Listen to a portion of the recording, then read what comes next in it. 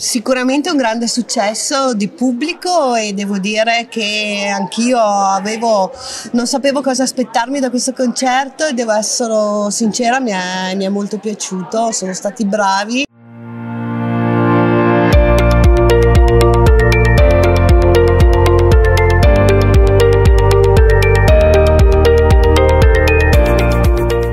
Una sala completamente esaurita e applausi per il concerto di Carnevale che si è tenuto all'Accademia di Conegliano. Oltre 800 persone hanno gremito il teatro, un successo oltre ogni aspettativa.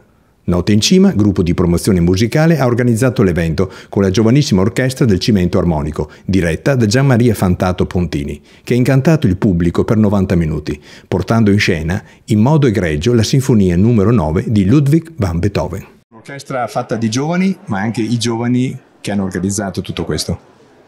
Sì, i giovani dico sicuramente sono il motore, però non voglio togliere nulla alla loro energia, ma l'esperienza e la capacità delle persone con più anni sulle spalle, più pragmatica, fra virgolette, passatemi questa parola, è il connubio che fa la forza, che fa la capacità di andare avanti, perché noi che abbiamo qualche anno in più dobbiamo sfruttare le loro capacità, indirizzarle e riuscire ad essere anche generosi nel consentire loro di scontrarsi, di affrontare, di provare a vedere la realtà, a lavorare, fra virgolette. Noi possiamo portare la nostra esperienza nello smussare, nel conseguire alcuni risultati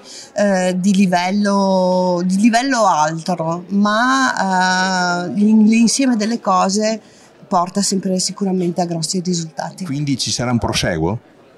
Sì, molto con buona probabilità.